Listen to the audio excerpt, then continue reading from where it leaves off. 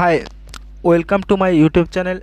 আজকে আমরা West Bengal food এসআইয়ের 16 তারিখে সেকেন্ড শিফটের যে জিকে প্রশ্নোত্তর সেগুলো দেখে নেব। দেখো, প্রথমে কী ছিল, সমুদ্রের জলে কি থাকে। তো সমুদ্রের জলে কি থাকে একটা প্রশ্ন এসেছিল, আয়োডিন অপশান ছিল, আয়োডিন কিন্তু হবে।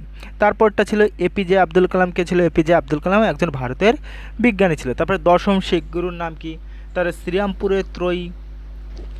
5 নম্বর যে প্রশ্নটা ছিল, দেখো, বসন্ত রোগের টিকা কে আবিষ্কার করে?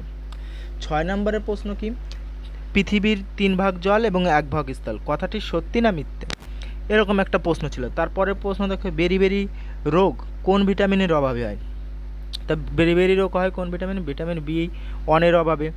তারপরে দেখো, ইউকের পিএম কে ছিল? এরকম একটা প্রশ্ন এসেছিল। তারপরের প্রশ্ন দেখো,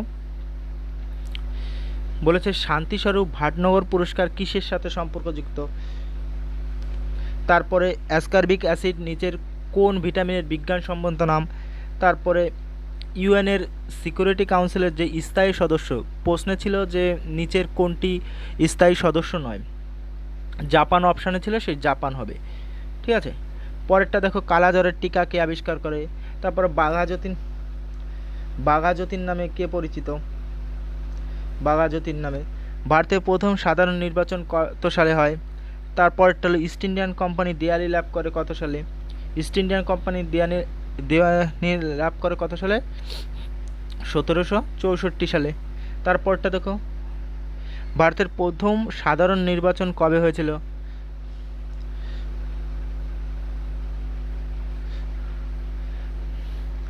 পরের প্রশ্নগুলো দেখো, এটা তো একবার হয়ে গেছে। ইস্ট ইন্ডিয়ান কোম্পানি দেওয়ানি লাভ করে কত সালে? তারপর ডিসকভারি অফ ইন্ডিয়া গ্রন্থটির লেখক কে? জওহরলাল নেহরু। 2023 সালে সাহিত্যে কে নোবেল পুরস্কার পেয়েছিল? তারপর জলদাপাড়া অভয়ারণ্য কোথায় অবস্থিত? এবং শেষে দেখো একটা প্রশ্ন, সেটা হলো দুর্গাপুজো রিলেটেড ছিল। ঠিক আছে। তো এই ছিল আমাদের আজকের জিকে প্রশ্নগুলো। তোমরা একবার দেখে নিও।